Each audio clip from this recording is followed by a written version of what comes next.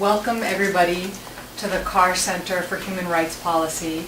My name is Sharmila Murthy. I'm a fellow here at the Carr Center, where I've been helping to spearhead the program on the human rights to water and sanitation since 2010. And I thought maybe I'd start with just a little bit of background about myself. I am a lawyer by training, started off my career actually doing poverty work, representing people that faced a variety of what we would call in human rights parlance economic and social rights violations. So victims of predatory lending who were elderly and disabled, immigrants who were facing wage theft, refugees who were being evicted from public housing because an interpreter wasn't provided for them at their eviction hearing, and so they actually had no idea what was going on.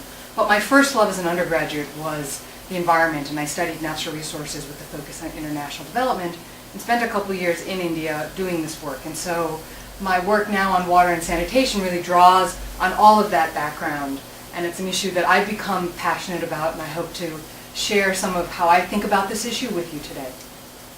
So to start off, we're actually going to be doing kind of a whirlwind of a tour, going through 7 different topics, starting off with what is the human right to water and sanitation, and we'll explain why I have a parentheses around the S. It's sort of a legal point I like to make. Then moving to some global statistics, the influence human rights are having in terms of thinking about the MDGs. Then trying to place the human right to water and sanitation within the context of global water use. And then moving on to some of the controversy around recognizing water as a human right, focusing on the needs versus rights debate, as well as privatization. And then what I'd like to suggest to you is that some of these debates are actually not all that new, and share with you some really fascinating examples from history where we see history repeating itself. And then finally, as some of you may have noticed, on, I believe it was World Water Day, most of the news sources picked up that the U.S. Global Intelligence Agency had just released a report on water. And so I'd like to kind of touch on that as a way of thinking about how the human rights discourse might relate to the discourse around national security and water. So with that,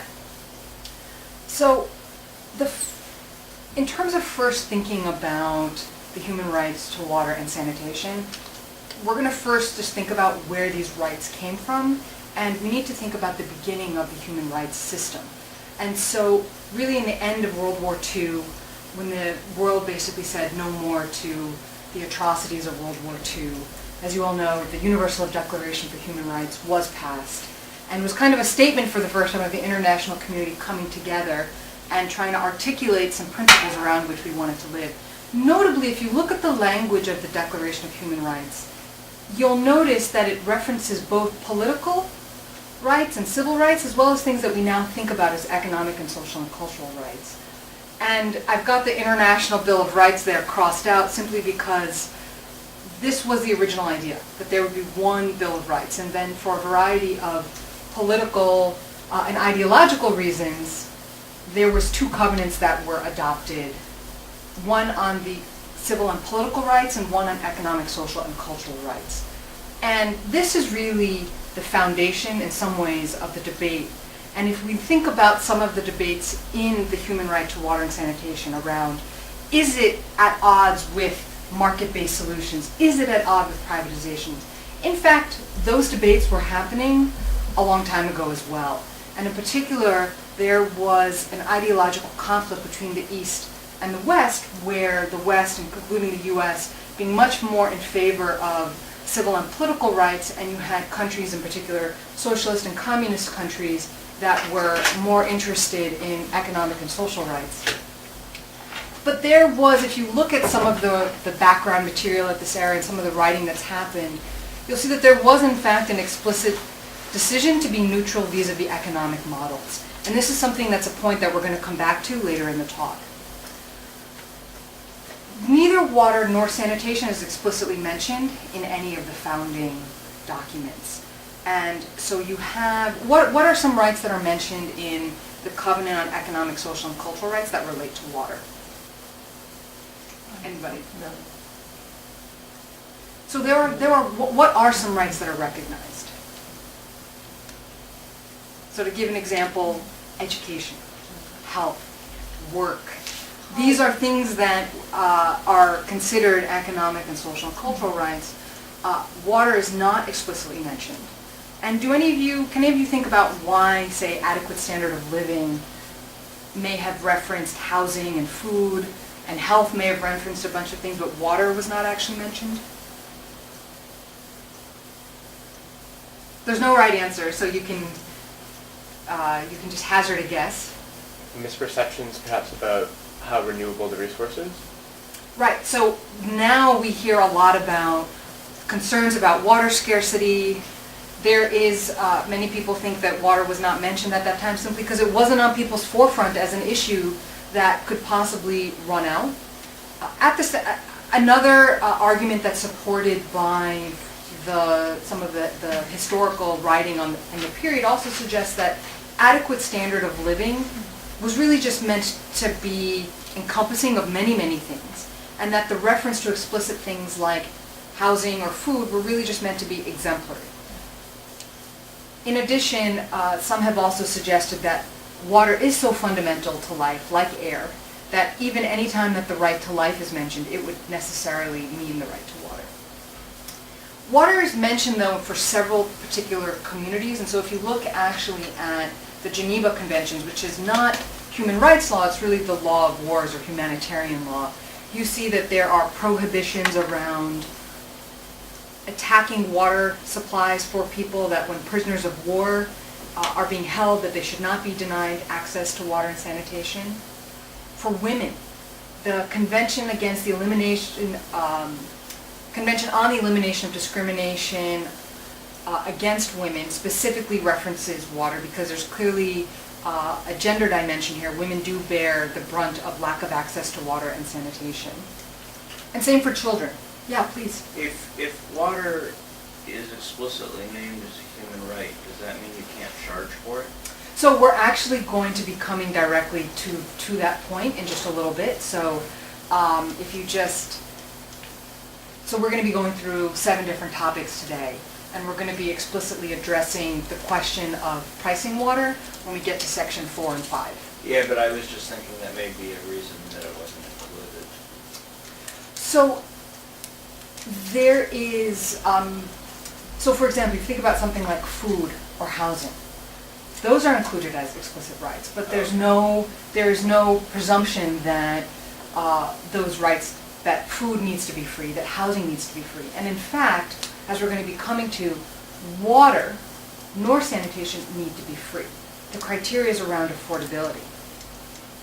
And so just kind of looking again at the history, in 2002, there's a committee that is charged with interpreting that one covenant on economic, social, and cultural rights. And it adopted a comment, what's known as Comment 15, because it was the 15th comment, but it's known as the right to water. And in it, they basically cite to a number of the global statistics around lack of access to water and sanitation, cite to the other conventions that mention water, and then basically state that although water is not explicitly mentioned, it's implied, it's derived from an adequate standard of living and the right to health, essentially. And what's interesting about this is, does anybody notice anything about the title of this comment? That's true, it is in 2002. It's only talking about water. It's actually not talking about sanitation. And sanitation is in fact referenced in the comment in several places, but there's some interesting perhaps reasons why, part legal, part political, around why the focus was really on water and not sanitation. Then, so that's in 2002, so what we're basically doing is we're trying to kind of map the legal history first before we get into some of the policy implications of what it means to actually recognize these rights. The committee then appointed an independent expert. She's now has the official title of Special Rapporteur, Catarina de Albuquerque, very dynamic Portuguese attorney who was instrumental in helping to shepherd through the UN the optional protocol on the Covenant for Economic, Social, and Cultural Rights. Does anybody have any idea what the optional protocol is? So what's interesting is that it basically gives individuals or organizations the right to actually bring complaints to the committee, which wasn't previously existing in it. So as a result, she has done a pretty remarkable job of trying to raise the profile of the human right to water and sanitation.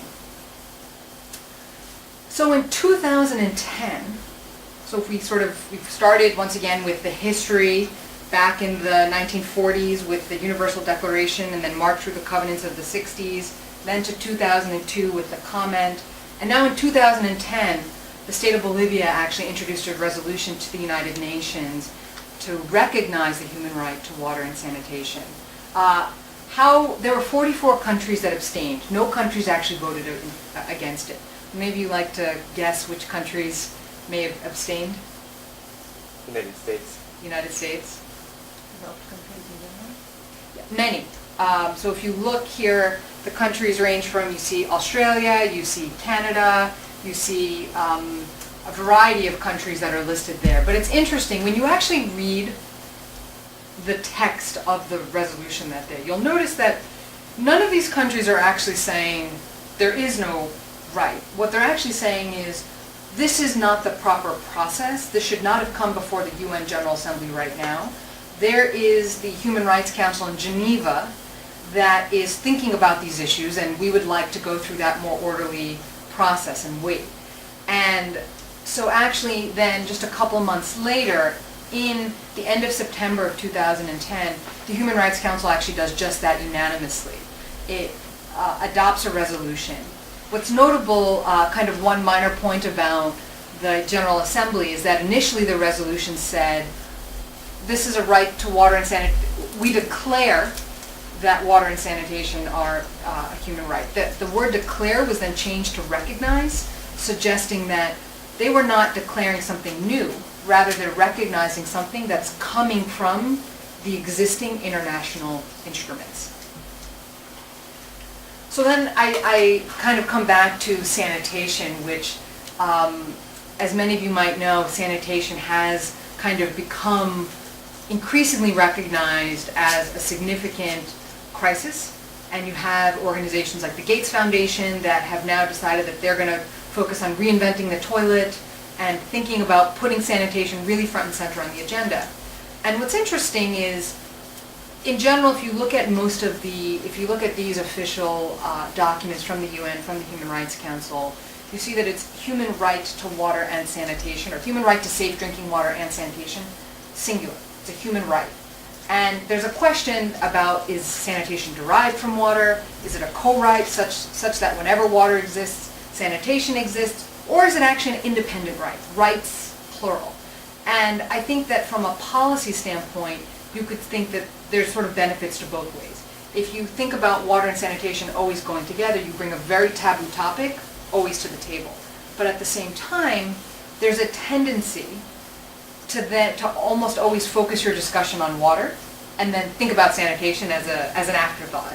And especially with some of the new focus on trying to have low flow water toilets or no water toilets, there's a question about, should they always really be treated together? So I throw that out there just for something for you to think about.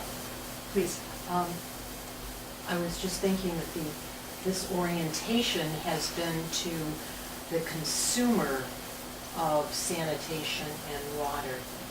And if you look at it from the point of environmental resources, as far as preventing or keeping water pure, then there are obligations that come to, there's legislation that people have enacted, or states have enacted, but it seems to be on a totally different realm.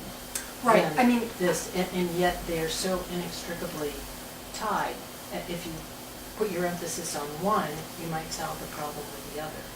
right, and so that's a great point, Susan, about thinking about the reasons why lack of sanitation, wastewater that is untreated, will have an impact on water. And if you look at a lot of the work that's done around, like for example, even Comment 15, it usually talks about sanitation because of its role in impacting clean water. But I think that there's another interesting argument or thought that you could have, which is that there could be a right to sanitation that is even independent of people's right to safe drinking water. So that somebody has as a matter of human dignity, the right to have a safe place, a clean place to defecate, regardless of what, even if then that waste is just contained in the ground, it doesn't actually impact the water supply. So, but it's interesting to think about where, what is the meaning of an S, essentially, in terms of thinking about, is it a human right or human rights? So does somebody want to just we're going to go through the various criteria for a human right to water. We talked about one before, affordability. What are some other criteria that you think would be included in the human right to water and sanitation? Accessibility, for sure. Accessibility is a good one. Quality. Quality, exactly. Quantity. Quantity, exactly. And then the last one is actually culturally acceptable. So here's essentially the 5 criteria. If we go through them very quickly, obviously having enough water. So we're going to first go through water, and then we're going to go through sanitation. The availability, quantity of the amount of water is clearly important. Same thing, having it accessible. In particular, there's a significant burden on women, not only for walking long distance for carrying water, but also even being at risk in terms of being vulnerable to attacks. Please. I think it was the last session, John, what's the fellow's name? John Briscoe? Briscoe. I mean, as he pointed out, 90% of water use is for agriculture. And we're going to be coming to that in just a second in terms of placing this within the larger landscape. Yeah, but that's an excellent point, and we're going to be coming to this in just a second. Yeah, I mean, I'm just thinking of the way it impacts people in terms of the food supply. Yeah, exactly. And these are all really excellent points, but we're coming to them in just a little bit. So in terms of actual physical numbers or particular numbers or concrete guidelines, if you look at, human rights does not particularly say it has to be this far from your house or exactly this much water. Rather, it will point to other kinds of guidelines. So the WHO, for example, has put out guidelines that say, for example, 20 liters per person per day is the minimum amount of water that you really need for both drinking and your basic needs. 50 would be the minimum for a quote-unquote dignified amount, and obviously optimal access could be even beyond that. But it's important when you hear arguments around the human right to water and sanitation requires X.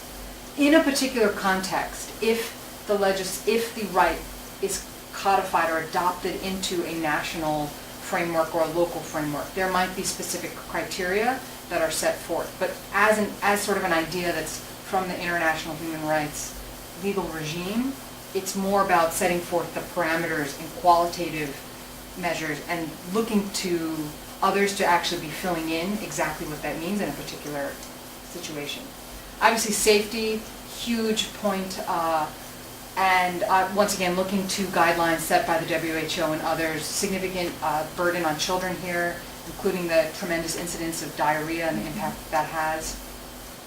So coming back to the question of how do we make this sustainable from a financial standpoint. The criteria is around affordability. This does not mean that water must be free, and I think here's an analogy that might resonate with some of you that are Americans, which is if you think about how do we make food accessible to people who can't afford food?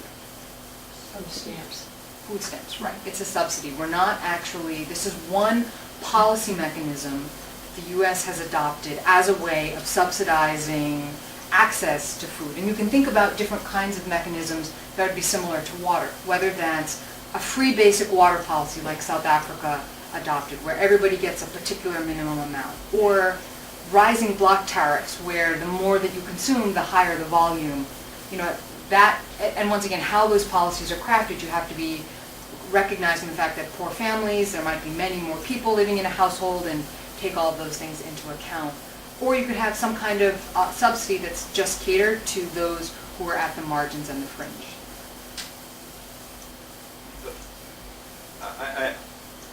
I know that we, like in Massachusetts, I think they're forbidden from the water, Cutoffs. the Boston Municipal water people are forbidden from cutting off your water. Presumably with some conception of it being a human right, I guess, or a basic public health thing, which is a different issue.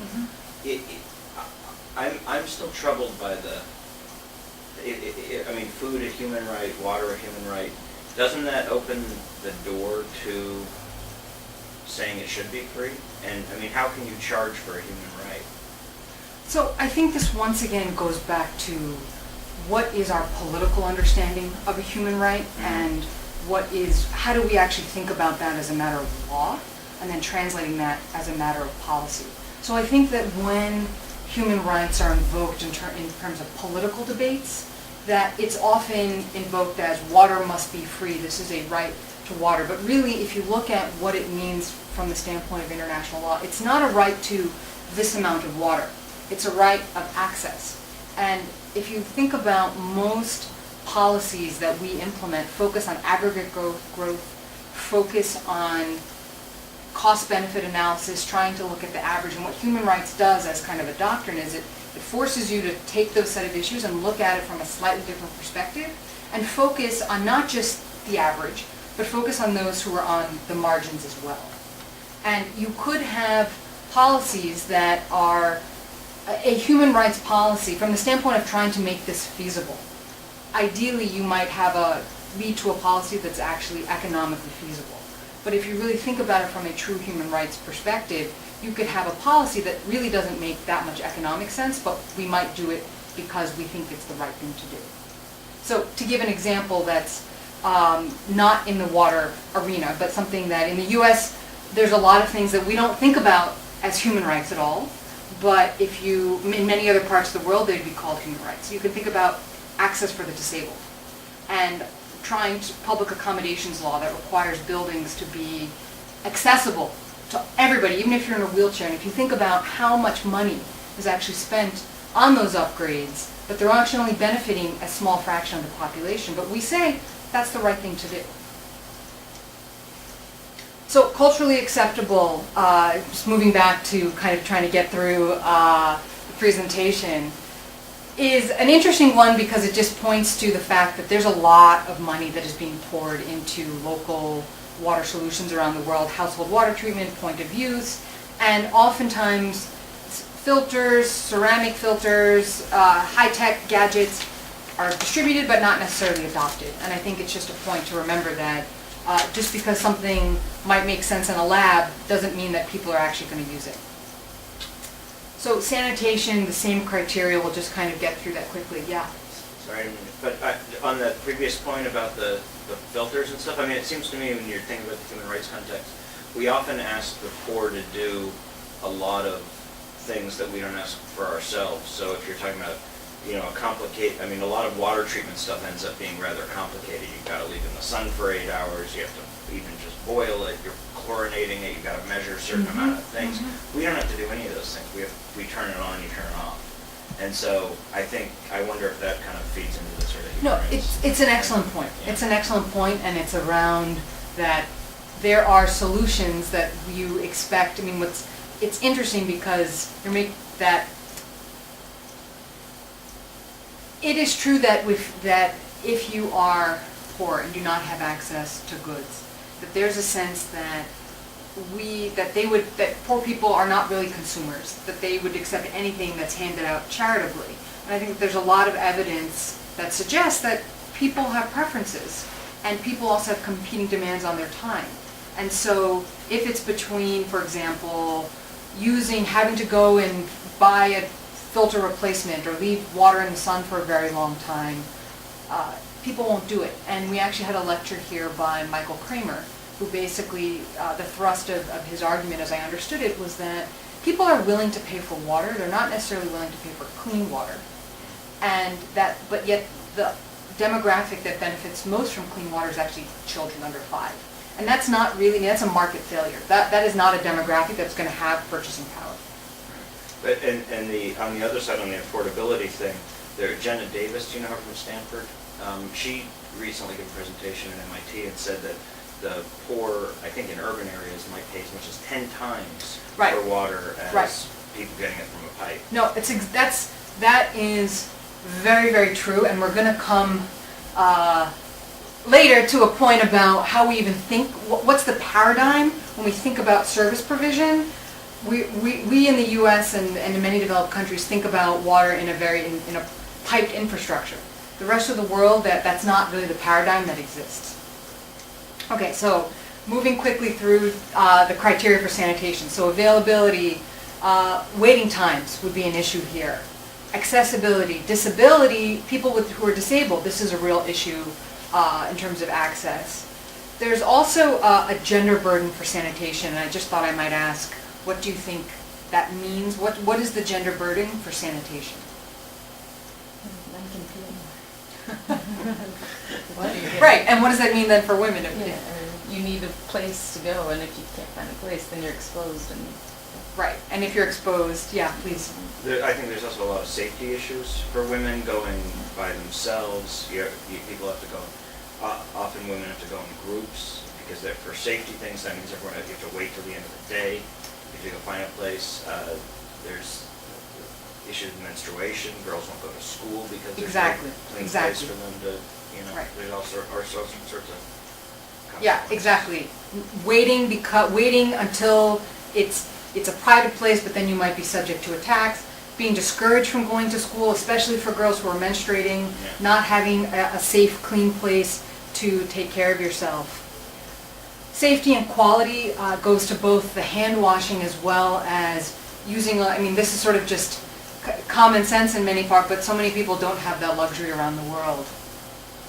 And then affordability. And there's, interestingly here, it's both about affordability in terms of installing the latrine, but then going to the point that you mentioned, Susan, about wastewater treatment and just the costs of that. And a quick anecdote from Falmouth that a colleague, Valerie Nelson, likes to share, which is that a group of residents in Falmouth were going to be charged $60,000 by the city to connect to their septic systems were leaking, and so they needed to each household $60,000 to connect to the mainline sewer pipes. And they really thought, they actually began to use the human rights language as a way to basically say, look, this needs to be affordable for us and we can't afford that. And wound up working with the legislature or local council to try and develop a solution that would be more affordable. And we're actually thinking about compost toilets. So it's kind of a very low water solution, but that would also be cheaper. Maybe sort of on parallel with that, I recently went to Mumbai with the public health school, and we were looking at toilets in slums.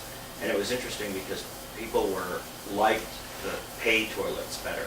They were willing to pay money because they were clean, Yeah. they worked, they were Yeah. safe, they were kept up, and they didn't They were mind. culturally acceptable too. Yeah, and as opposed to the free ones, people said were awful. Right. Women in particular complained about it Right. a lot, and it was, Right. so. Yeah, There are people willing to take action and pay for it themselves Right. to keep it up. Exactly, right. There's various kinds of solutions, but the point being that we need to be thinking about solutions that work, not just assuming if you put a group of latrines somewhere, people are actually going to use them if they're not maintained. So we'll get through just a couple of more legal points, which I think are kind of helpful for framing the debate and also helping to sort of think through what I think are sometimes misconceptions about human rights, and in particular economic, social, and cultural rights. So have any of you ever heard of this concept of progressive realization before?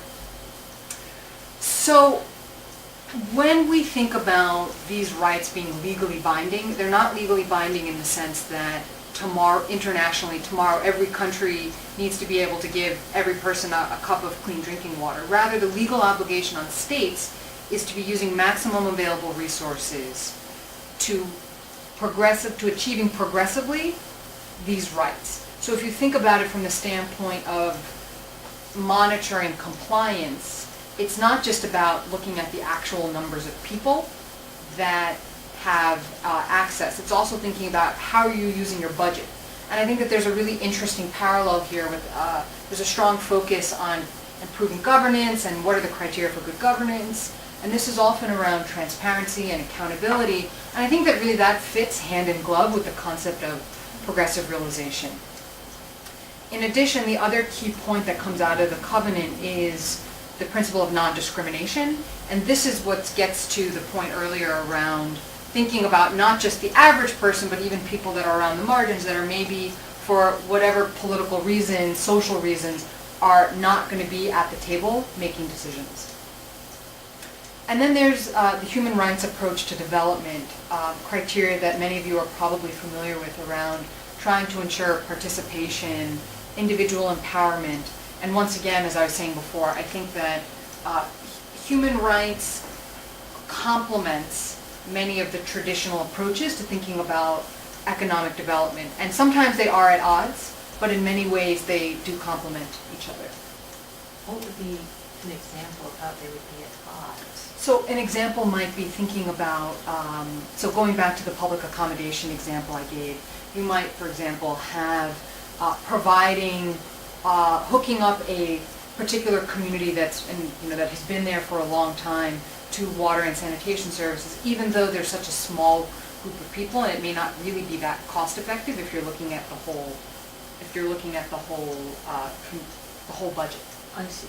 So, there could be solutions if you're really thinking about communities that, if we really want everybody to have equal access, you could have tension between trying to say, okay, and this is where I think the concept of progressive realization really comes into play, because it doesn't mean everybody all at once, but it does mean as you're making those steps, you can't say, oh, I'm only going to focus on the rich communities and get them up to speed and ignore everybody else, because that might be violating your or only choose people of this race and not that race.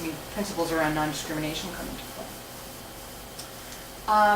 I mentioned the special rapporteur, Caterina de Albuquerque, and she's recently come out with a book called Good Practices, because she was asked by the Human Rights Council to basically compile good practices that could be considered good from a human rights perspective.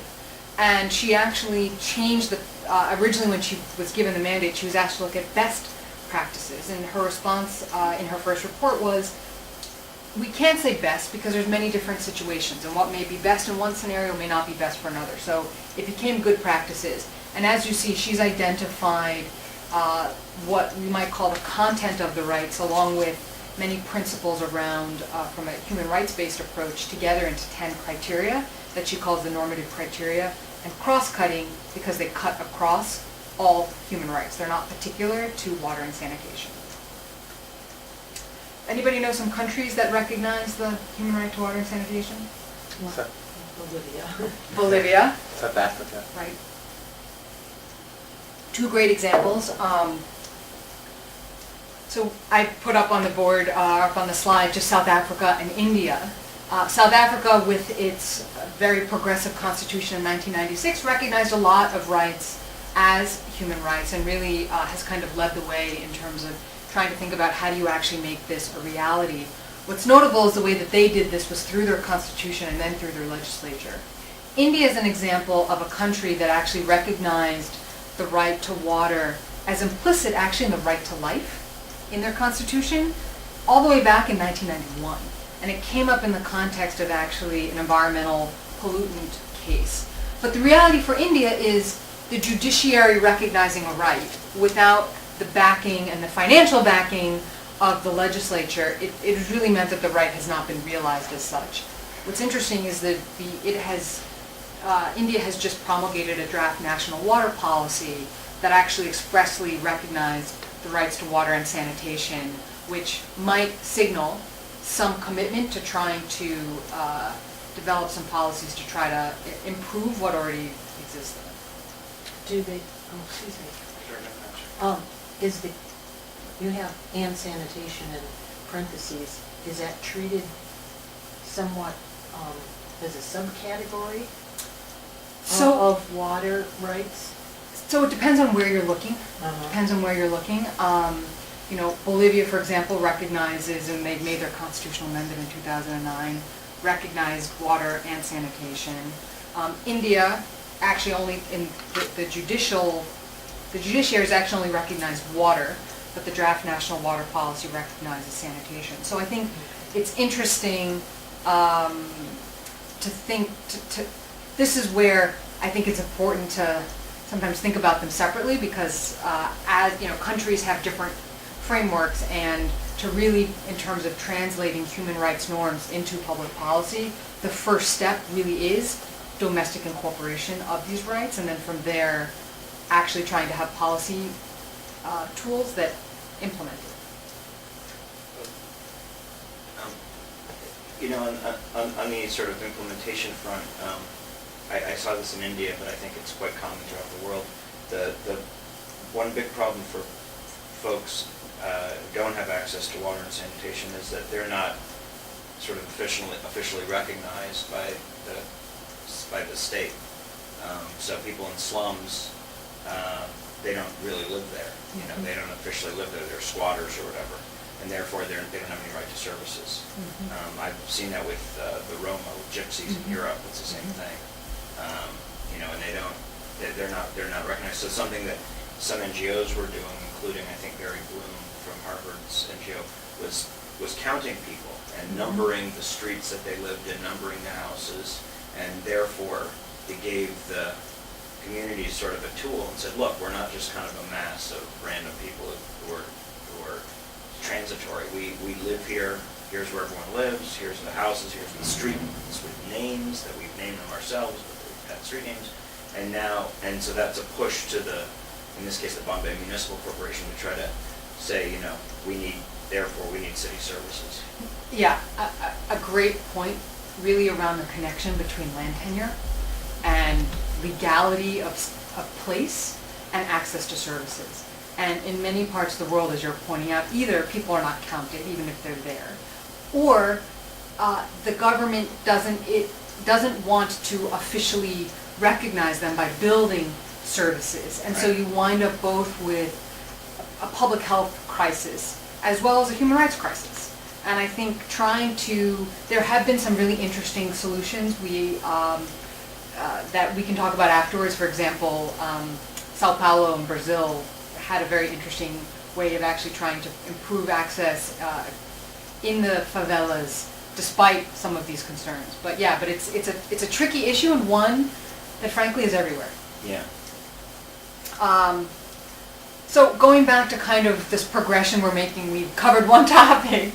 We're going to now just think about how human rights are impacting global statistics. And so what was the big news with the Millennium Development Goals as it relates to water and sanitation? They met the water, but not sanitation. Right, so water was met, so this was the headline. Drinking water goal met. The goal was reducing by half the number of people without access to improved drinking water and sanitation. And the focus is on the word improved, which does not actually mean safe. So and that part of it has to go with some of the challenges of measuring, of actually doing these statistics. Sanitation, we're way off target. So the goal was to reduce by half the number of people who don't have access to sanitation. We're way off. What's interesting is we're just going to really briefly look at kind of a critique of the MDGs from a human rights perspective. If you're interested in this topic, we actually did a study group on this last semester. I did it with Danielle Lantain, who is a water treatment specialist and has been involved in some of the discussions around improving the MDGs. So I would refer you to that for more on this, but just very briefly, sanitation, once again, was kind of the laggard, was only added in 2002. The improved, as I said, doesn't necessarily mean you're not covering this criteria, this human rights criteria. So for water, you're not thinking about the distance somebody is traveling. If you have say a well that was uncovered and now it's covered, that now counts as improved.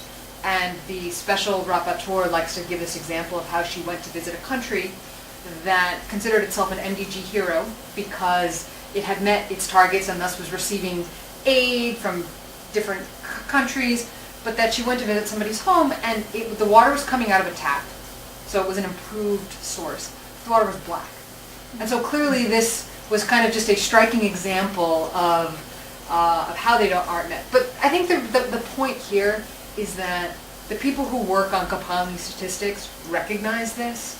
It's the WHO and UNICEF. This list of criteria actually comes from a meeting that they held, and they are now actively thinking about how do we improve our measurements. And one of the challenges is how much money and resources do you want to spend on the monitoring versus actually providing access to services. And in this study group we did last fall, we actually looked at the full surveys that they did and actually tried as a group to come up with some suggestions and found it to be quite challenging. But there are some efforts to at least introduce water quality testing into the survey. And another interesting point is that there is a possibility for a sanitation facility, for example, to meet a standard that would be comport with the human rights criteria, but if it's shared, it is not going to count as an improved sanitation source, even if it's the kind of toilet that you were describing in Mumbai that people would actually want to use. So now we're coming to where does this all fit within the global talk around water scarcity. And what I'd like to do is first think about what are the major users of water, and you started us off before. What are some statistics around the biggest users of water? Well, according to Briscoe, and I don't think this is that controversial, I think 90% goes to agriculture, is that?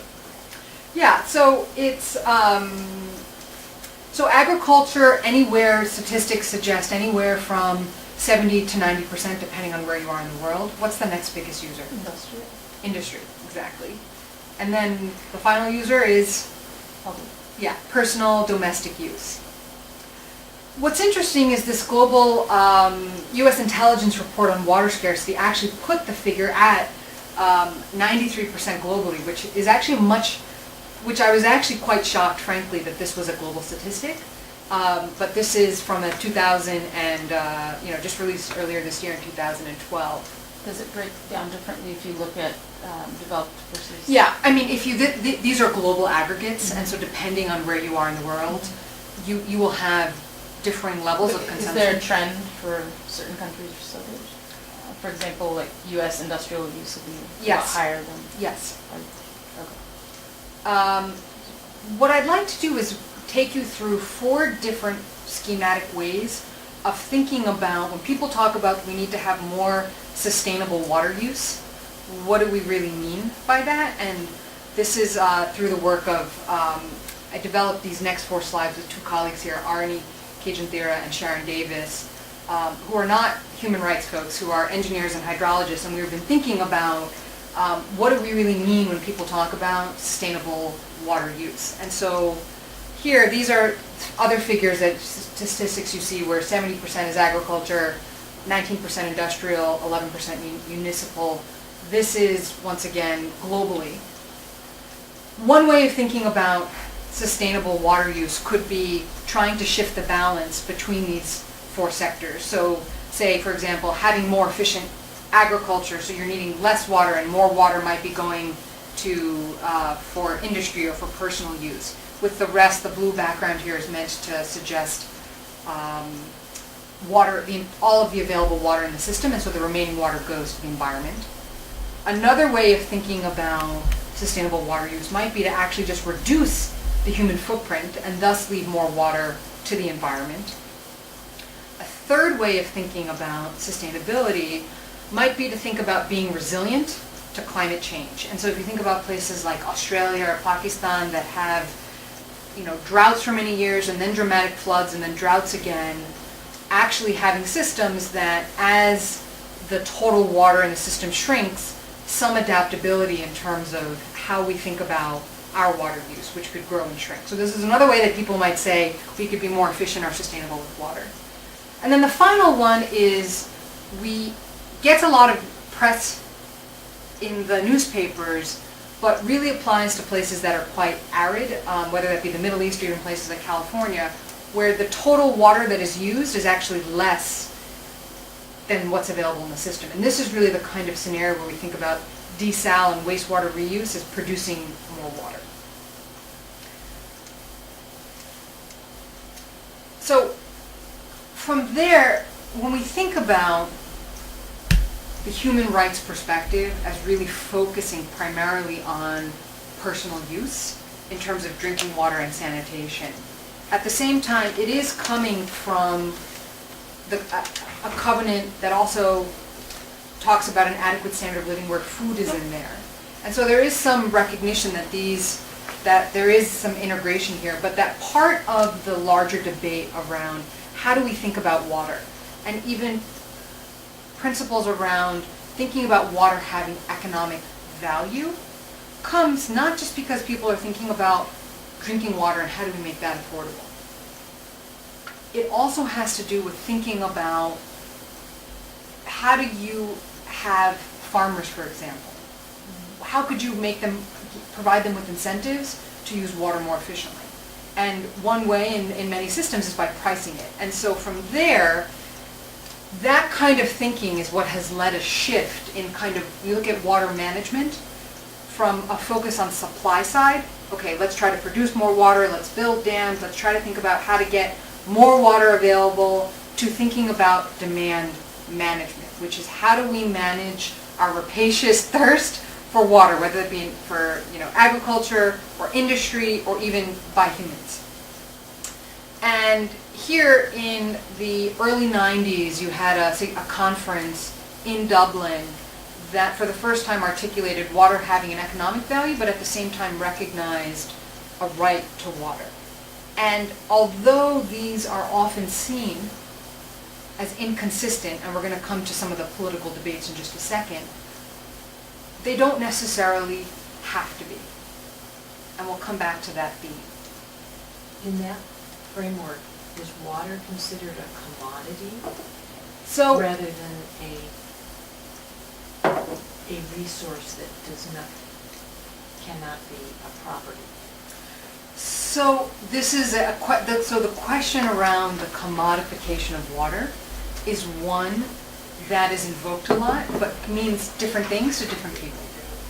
And if you think about, some people would say that even placing any kind of economic value on water means you're treating it as a commodity. Or but even if water is owned by the public, by the state, you can also ask, well, who's the public? Does it mean you and me, and we all get to tap into that aquifer? Does it mean the state that then has the right to say, give rights to, say, a big beverage company to tap into that aquifer? And it also has to do with this distinction between thinking about water rights, which come from a property law regime.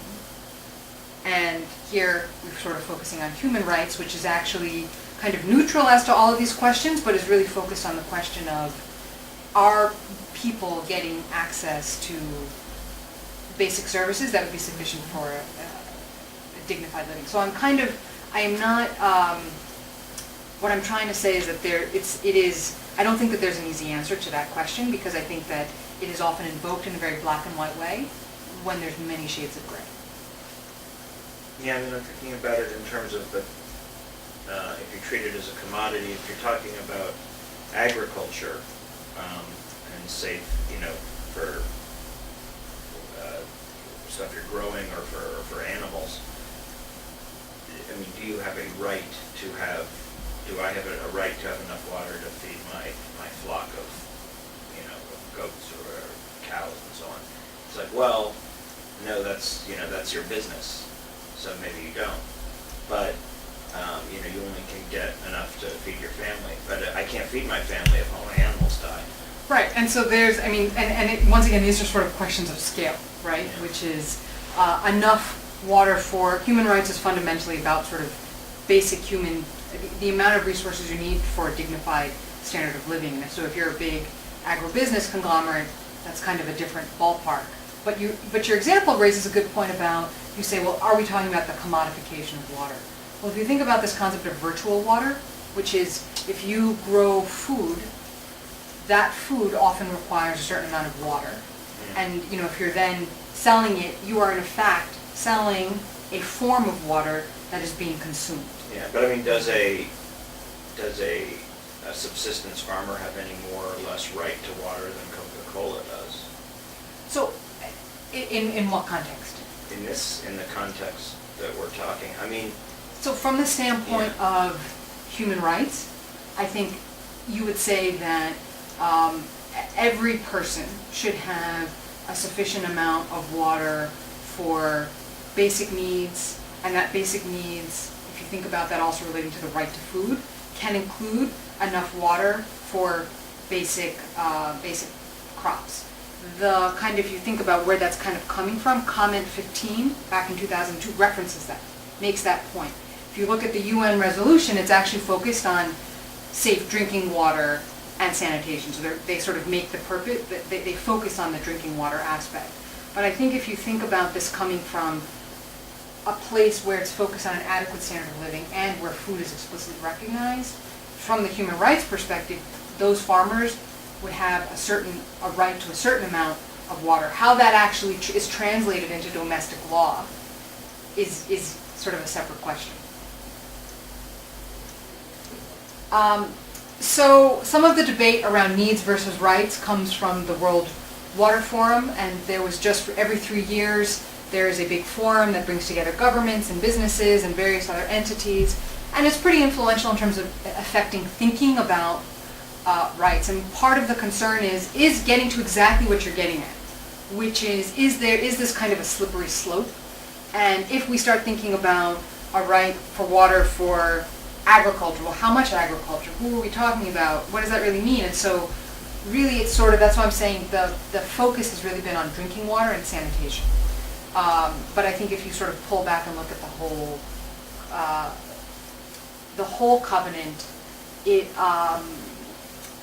you can find some access to water, but once again, we're going to get into an area of how much, and these are some of the reasons why people are concerned about recognizing water and sanitation as a human right, because they're concerned about what kind of expectations and entitlements does this create for people. And even at the most recent World Water Forum in 2012, they were criticized. The statement that was adopted was not expressly, we recognize a human right to safe drinking water and sanitation. Rather, it's around legal obligations related to access to safe drinking water and sanitation. Kind of semantics, but some different NGOs kind of critique them for that. So now let's get to the kind of tricky point around privatization, which, so now we're back, we're not thinking about the whole water spectrum, we're back thinking about the spectrum of municipal or domestic water use and the provision of services, and the most notorious example being from Bolivia. Are all of you familiar with the water war in Bolivia? I just saw the James Bond movie. Okay. James Bond. Well, just one of you want to just give a brief recap of what happened in Bolivia? Well, as I remember what happened, it was as part of, I think the World Bank was involved in the late 1990s with kind of pushing the idea of privatization. But in the early 2000s, Bechtel was granted a concession to run the water concessions in La Paz and Cochabamba, Bolivia.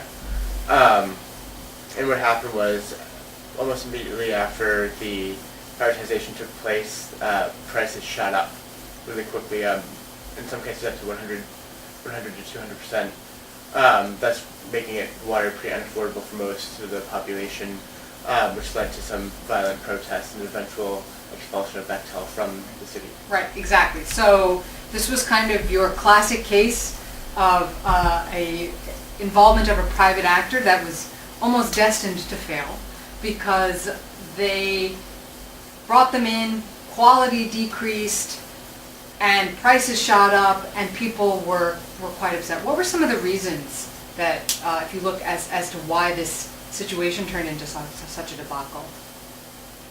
Well, one was they did not respect some of the communal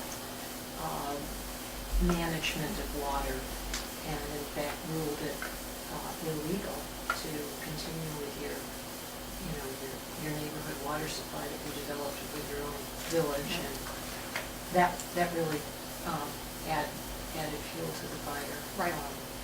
And I think people perceived it as profiteering from the water.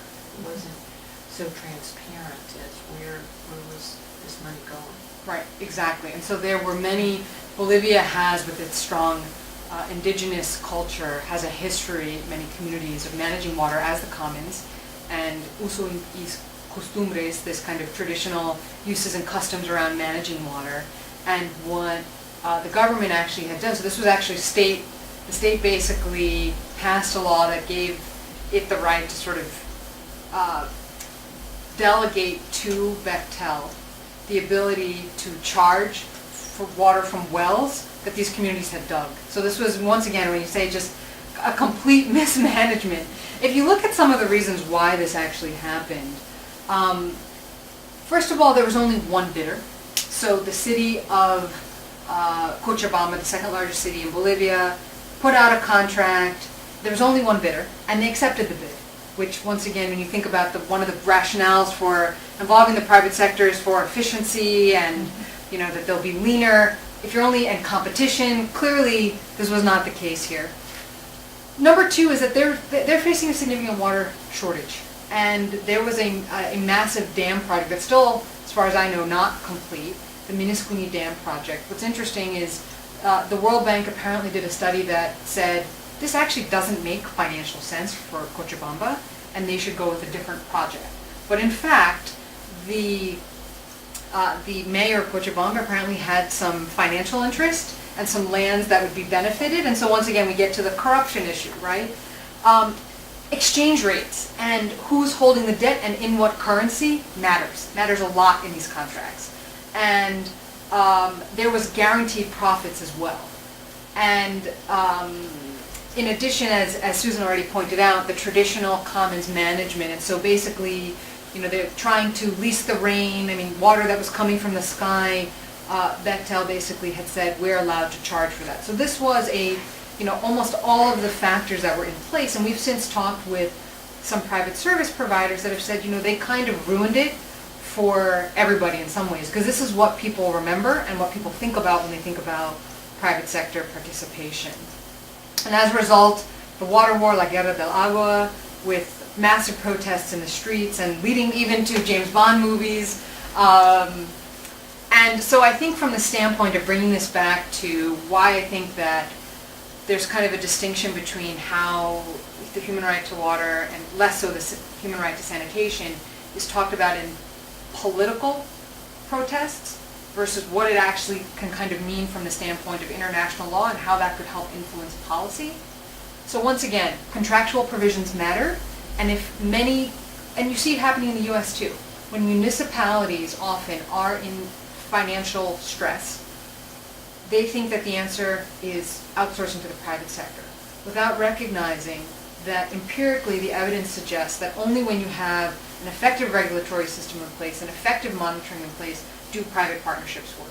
So human rights are not, going back to even back at the start of the human rights regime, human rights are neutral as to economic models. It has to do with the how. And there's kind of this, what they call the sort of tripartite obligations of protect, respect, fulfill, that for all economic, social, and cultural rights, you see this kind of three-part phrase a lot.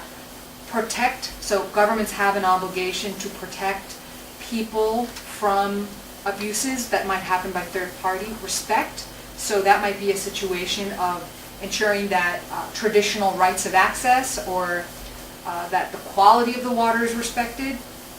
And then fulfill, so this would be your positive obligation. And just a quick note on the positive obligation, there's often a misconception around what's a positive right and what's a negative right. And we often think of as civil and political rights as being negative. But if you think about something like the right to be free from torture, the right to a fair trial, what are some of the costs that are actually associated with making that a reality? The costs? Yeah. You need an effective judicial system. You might need a system for providing counsel if you can't afford it. You need some kind of mechanism. I mean, there are a whole host of costs that are associated with actually realizing rights that at least Americans often think of as negative rights, because it's government, don't infringe on my rights, these are negative rights. But really, to make those possible requires significant obligations on behalf of the government, and there's a parallel here in terms of fulfill.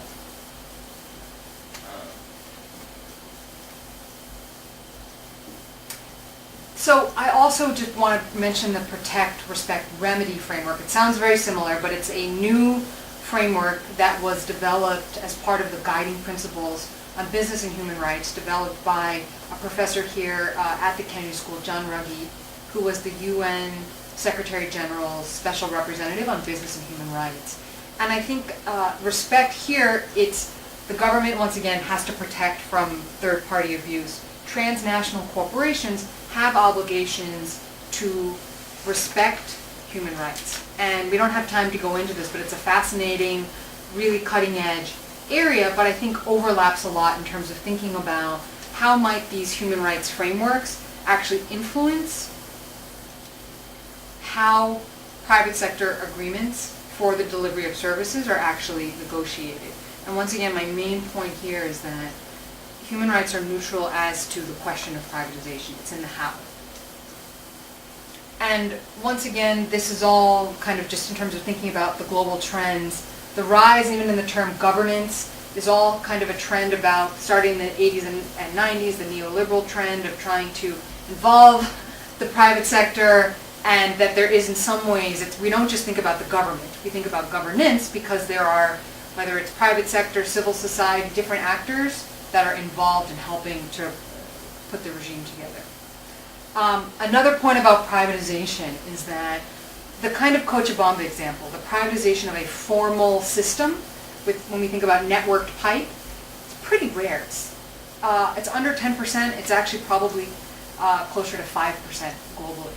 And I think because of some of the backlash and the sensitivities around water, a lot of companies are not really looking to that as a business opportunity. Sanitation is particularly costly, wastewater treatment, and so that's really not a market a lot of companies are interested in.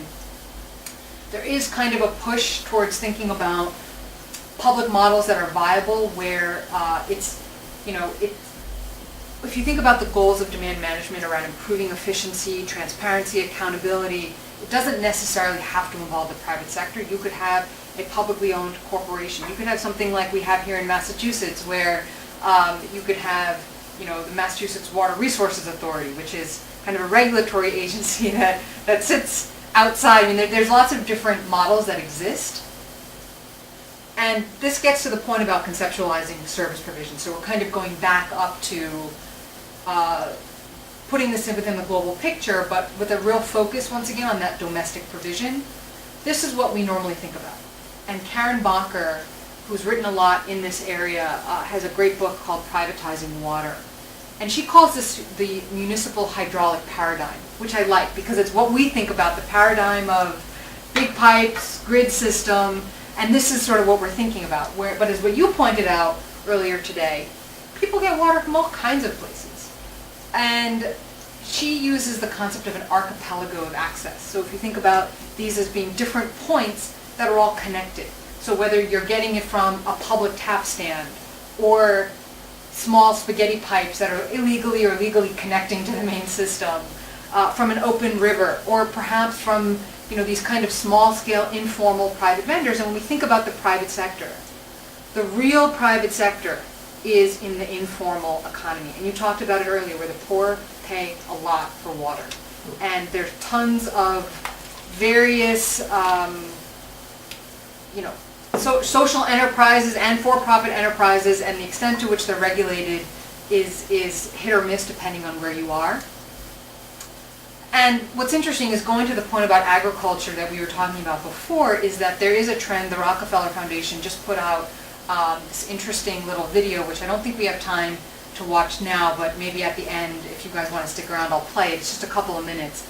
But it's interesting about thinking about the multiple uses of water, and that oftentimes policy does think about, okay, we're going to have water for drinking, and then we're going to have water for agriculture, but that in particular in poor areas and rural areas, people might be getting their water from water that's meant to go for irrigation, or might be using drinking water for paying a high cost for agriculture because they're not supposed to be, they don't have access to irrigated water, so they're paying a higher price for drinking water. So there's lots of different examples. So I think that this is in some ways, you could say, a critique of the kind of a very narrow focus on just the human right to safe drinking water and sanitation, where I think when you translate these into public policy, we do need to be thinking in a slightly more integrated approach.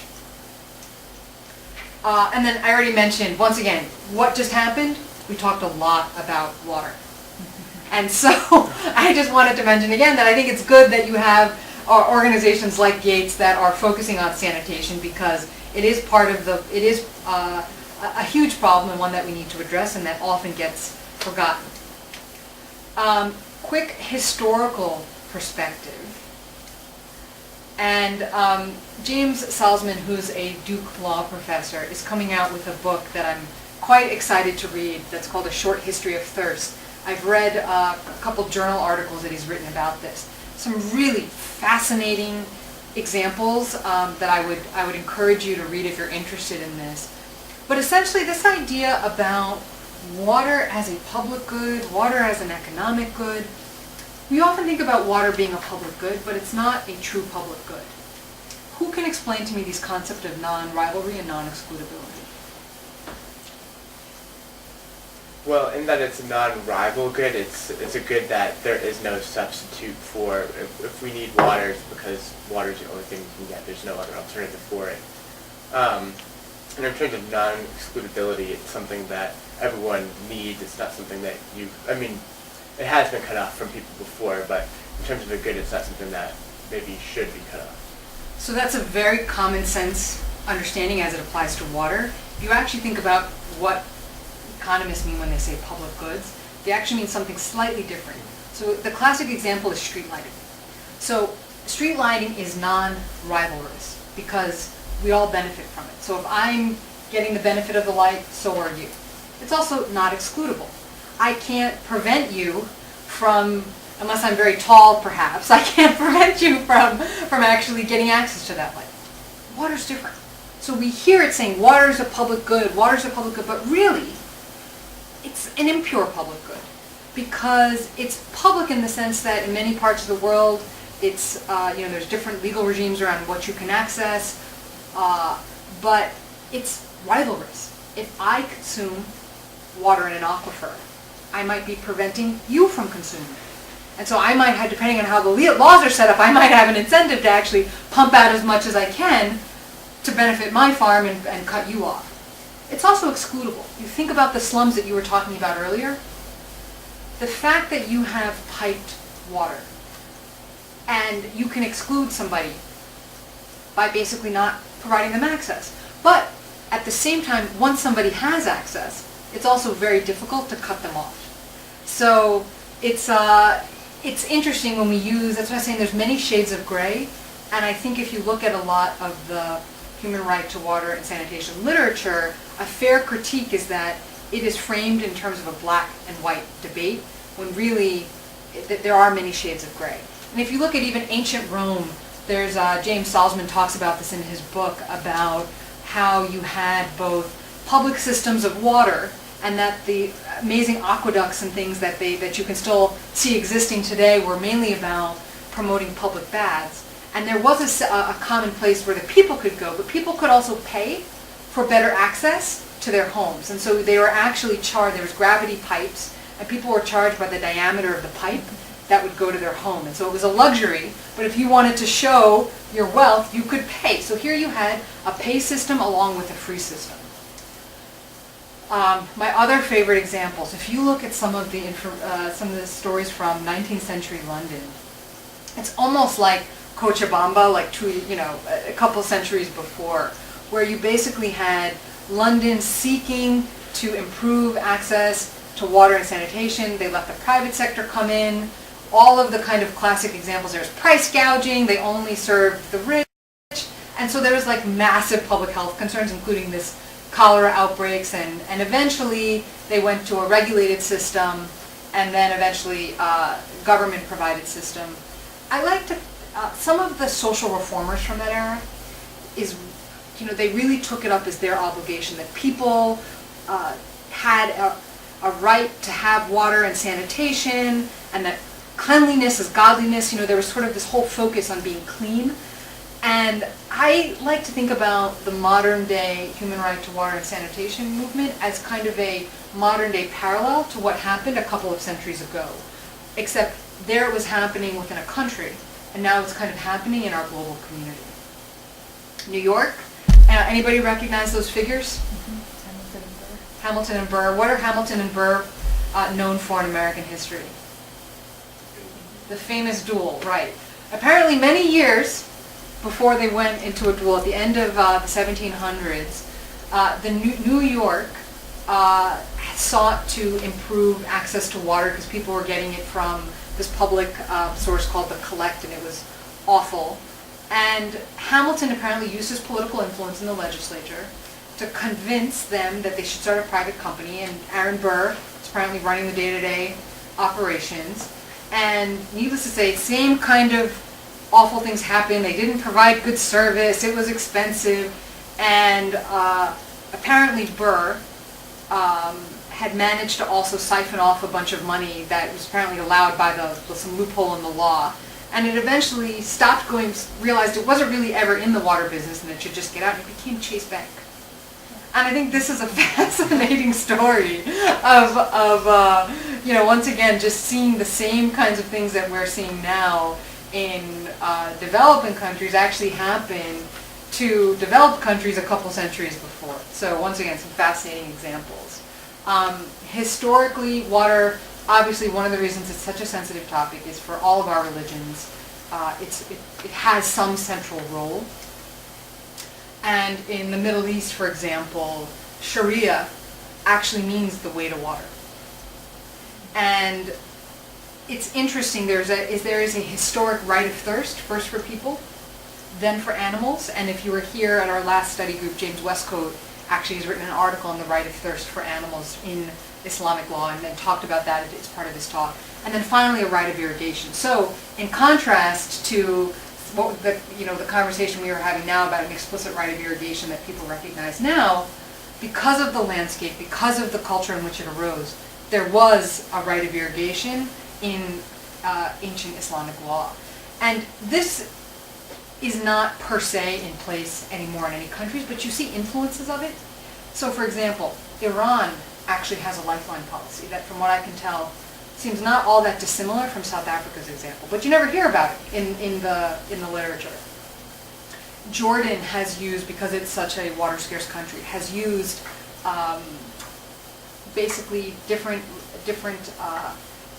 aspects of the Quran and sayings to basically try to promote conservation and awareness about water being scarce. And then in pricing, there's been a lot of reluctance. If you look at sort of some of the demand management reforms in the Middle East, you see a lot of the trends towards, okay, we'll now involve some of the private sector, we'll do some, try to make more efficient, but you see a real reluctance to raise price.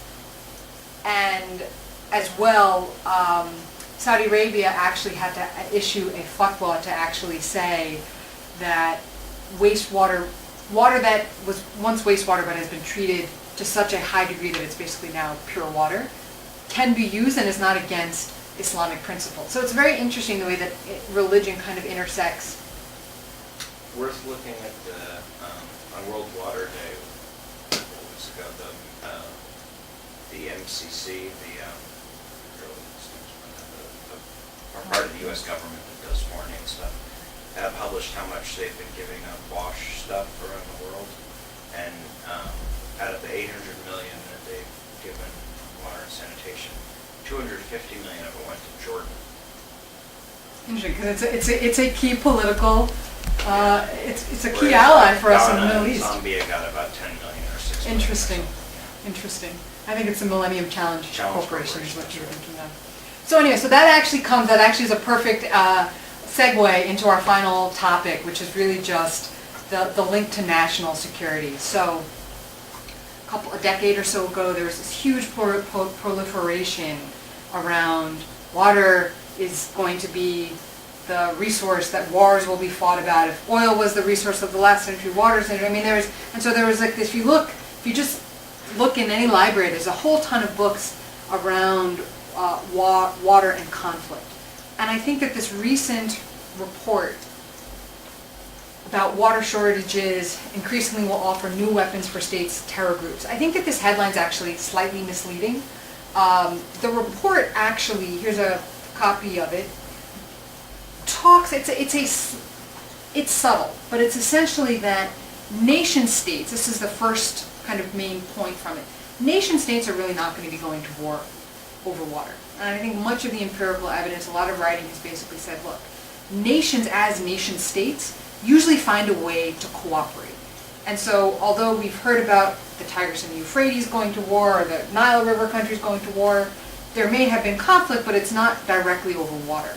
However, it can lead to instability, and in some ways could be the camel that breaks, the straw that breaks the camel's back, excuse me. And so this is something that I have seen in some of the work that I've done, which is around political instability. And here's where I think there is a kind of an interesting tie-in to the human rights framework, which is that there are different reasons for wanting to provide people with access to safe drinking water and sanitation. It could be for public health reasons. It could be from the standpoint of more of a moral human rights perspective. But it could also be for a very utilitarian purpose, which is that you don't want to have people upset. And I think if we look, I had done some work on Iraq, and Iraq went from being in the late 70s at the height of the Arab world in terms of access to services and various things, but because of first the Iran-Iraq war, then the Gulf War in the early 90s, and then the sanctions. And in particular, the sanctions caused a devastating effect because they weren't able to get access to chemicals and various parts for their water treatment plants. And then, of course, the Gulf War, where intentionally or unintentionally, many plants were attacked. And as a result, major public health crisis after the fact with cholera outbreaks. And once again, people think about, when you read about Iraq, water, and conflict, most of the articles you will find will be about the transboundary issues and will be about conflicts with Turkey or with Syria over the Tigris and Euphrates.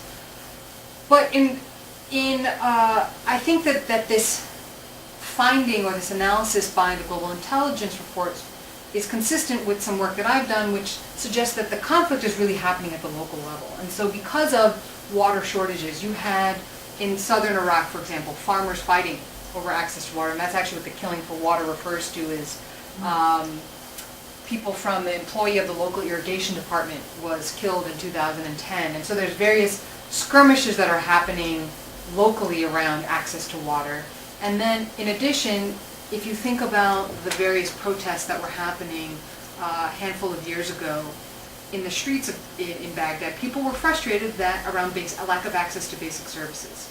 It was access to electricity and access to water were two of the biggest concerns in the urban setting. And so you have this kind of interesting dynamic where this is the kind of situation that could erupt into a larger conflict that could then involve different states.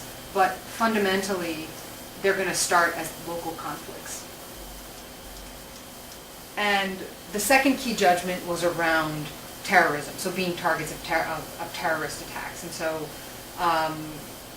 there's several other judgments, but this, as I said, is kind of, Iraq's an interesting example because it wasn't terrorism, but it was their water treatment plants were susceptible to attacks. And there is a case study that I'm hoping to publish soon on the Fallujah wastewater treatment plant, the rebuilding of it. And once again, it's an example of just what not to do in terms of trying to engage with a contractor and as well trying to identify, trying to get all the parties on the same page about how do you actually build an effective solution that'll both meet the local needs but also will respond to people's desire to have quality services. And the big crux there was the U.S. had originally designed a system that was a lagoon treatment plant, which was very low tech. But then the local leaders actually said, well, we don't want a lagoon system, we want some high-tech wastewater treatment plant. So the costs ballooned, and they're trying to do this in the midst of the fighting. This is in 2004, 2005. And now they have a wastewater treatment plant that they don't have the skilled people to build, and it's quite expensive to run. So it's a really interesting example of just kind of all of these different factors of how do you deal with this in a war situation, how do you deal with private contractors, but how do you also get the people that you're trying to help on board with a project that makes sense from their perspective as well. And with that, I would just say thank you, and we can continue chatting. Go ahead. Apologies for coming late. I'm sorry if I missed if you answered this when you started speaking, but what is the significance of making water a human right? Is it something that you can litigate in courts? Or what do you, Yeah. is it just something that gets mentioned in, when the UN publishes some new study, they'll reference the human rights thing and then that's it? I mean, does it get translated into Yes. law? Is there any It example does, of it? yes. I This can kind give of you an thing example. working? Yeah. So an example actually from my own work in Israel. We just came back from a visit there in the late fall because the Supreme Court of Israel had recognized the human right to water in a case that was brought by representatives of several unrecognized Bedouin villages in the south. And if you look at Israel's kind of a long diamond-shaped country, and the bottom half is really a desert region that is called the Negev. And there is a population of it's around 190,000 Bedouins, which has grown, in 1948 when the State of Israel was created, most of the Bedouins left to other countries, about 10,000 remain, but because of high birth rates, that population has now grown to 190,000. The observation you made before about people not being counted and the legality of the underlying land, that is fundamentally the issue that's at play here. The Bedouins had never registered their land under the Ottomans or under the British Mandate, and so when the land came into, most of them hadn't. And so when the land passed into the State of Israel in 1948, Israel basically said this land had been classified as Mawat.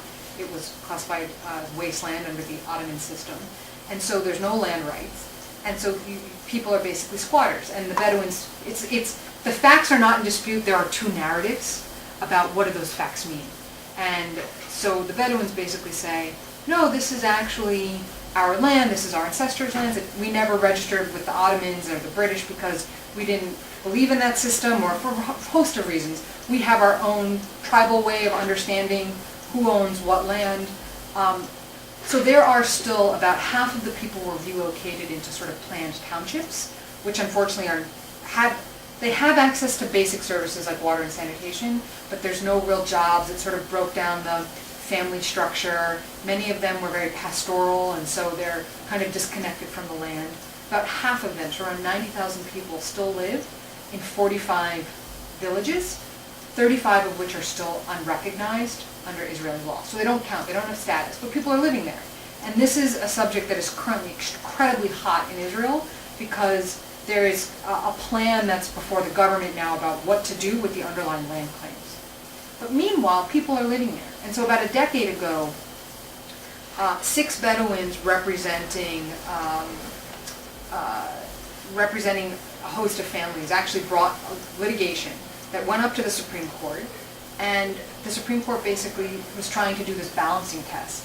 And one of the claims that was brought was the Bedouins that are living here still have a human right to water because they don't have piped access. Rather, they have, I could probably show you some photos that would make more sense, but essentially envision water, basically looks like a water meter station that you then have to connect what is like sort of spaghetti pipes, like PCV pipes. So the Israeli Water Authority will put what they call these water centers and will connect then these PVC pipes. The Bedouins have to connect that to get the water back to their homes. So you have like lots of people sharing one source. The pressure isn't very good. Even if the quality of water is good, initially it's not good by the time it gets out. I mean, anyway, there's a host of things. But getting to the point about the human right to water, what's interesting is that the court doesn't have to actually look to international law. The court could have just decided this case under the Israeli Water Authority's law, which basically said everybody in Israel should have access to water. But instead what it does is it actually says there's a right to water under both Israel's basic law, which is the equivalent of their constitution, and it also invokes Comment 15. Interestingly, the case only just came out in 2011, but the court doesn't look to the UN General Assembly. It actually goes back to the 2002. And in doing so, we basically did an analysis of this and said what they're essentially doing is trying to balance the government's interest in preserving the legality of land and their zoning plans and all of that, but balance that against something else. And the something else has a lot more weight when it is a right. And so it says this is not an absolute right. And the Israeli government also has the right to basically not be providing lots of services to illegal people. When the court actually applies this kind of balancing test to the facts of the case, it essentially agrees with how the Israeli Water Authority approached it and said, we'll remand 3 of these cases to see if you need to put more of these water centers.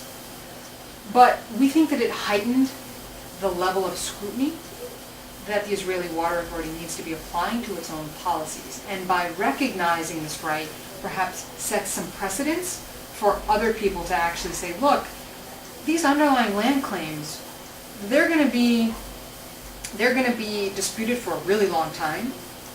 And the Israeli government's policy of not providing us with household water access, but giving us water through these water centers, was meant to incentivize them to move to those townships.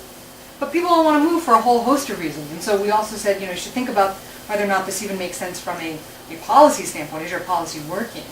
But it was really, but if you look at it, it's around, this was an example where recognizing something as a right has the potential to change how the Israeli Water Authority is thinking about how much access is really enough access.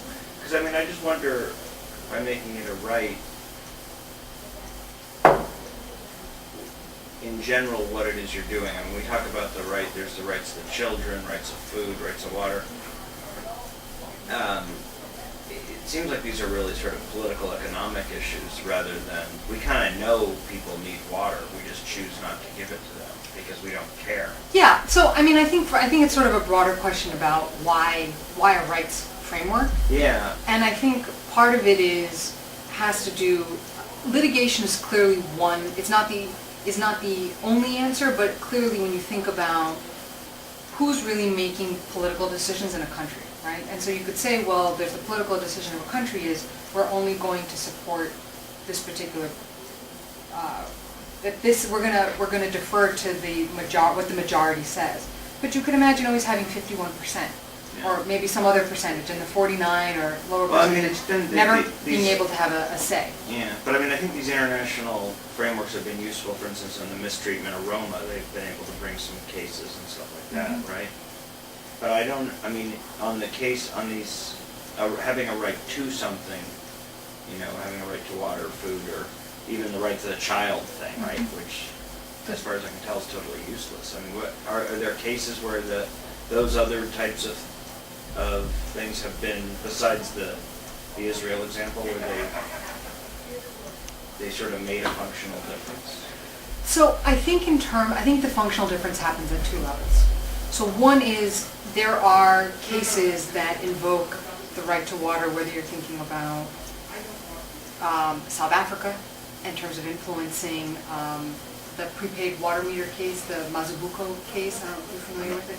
So it was essentially a challenge to the way that water was being, the mechanism, the policy mechanism that the government was choosing to deliver free basic water was through prepaid, actually this wasn't free water, it was additional water, it was prepaid water meters.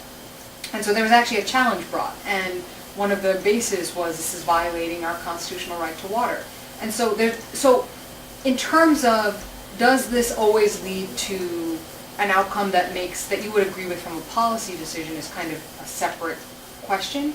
I think what it does is it provides a vehicle for people to say there is some kind of policy that is having a negative impact on me, and I have some forum for trying to bring that claim to another body that can then either defer to the legislature or balance my rights with the legislature, or perhaps rule in favor of me. I also do think that, so there's a clear, especially when they get incorporated into domestic frameworks, there's a clear legal angle. I also think, though, I wouldn't undercount or discount the political and the moral aspects as well. I mean, human rights fundamentally, I think, are about codifying our universal norms about what we think would make for a fundamentally good society. And if you think about, I mean, what's the point of the Millennium Development Goals? A lot of people Right? ask that I mean, question. a lot of people ask that question, but it is, you set targets, I mean, in whatever field you're looking at, right? You set targets and you try to drive to those targets, and the human rights philosophy is basically saying, hey, when you're thinking about water governance and managing water, don't just be thinking, I mean, that 70 or 90% of water for agriculture is incredibly important, but it's not the whole pie, and perhaps decisions that are there might affect, or industry, if there are, you know, a bottling company is pumping all the water from an aquifer and you're trying to figure out, what's my legal claim against this company, Yeah. or what might be my political claim. So I think that there's different ways that it can be used. Because, I mean, to the extent, it occurs to me that it's, maybe I'm totally wrong here, but it occurs to me it's kind of an individualistic approach. I personally have the right to water, whereas if you think about the, I don't know this, I'm just speculating, but the Boston Municipal Water Authority, they're not allowed to turn your water off. I'm assuming that reasoning is not for an individual human rights thing, it's for a public health reason. But they're related. They are related, but it's seen as a sort of a collective good, that if you know, one household their toilets don't work, that could make the whole community sick. Right. And that's a kind of a different approach, I think, in a way than the human rights one, which is more, you know what I mean? I mean, one's coming from a... So you are right that a critique of human rights Yeah. is that it is fundamentally focused on individuals. It is about individual people, but at the same time, a lot of rights are useless unless you have them in a collective sense. Think about voting, right? It's kind of a useless right unless everybody has the right and you can all do it together. I think that what you're driving at is that you can have different philosophies of thinking, so you could have a public health approach, you could have an economic public finance approach, you could have a human rights approach, which might all lead you to the same solution, but the rationale that's actually employed by the legislature might, like especially in the US, you're not going to have most things that relate to public health or social welfare framed in human rights language in the way that you might in, say, South Africa. This is great.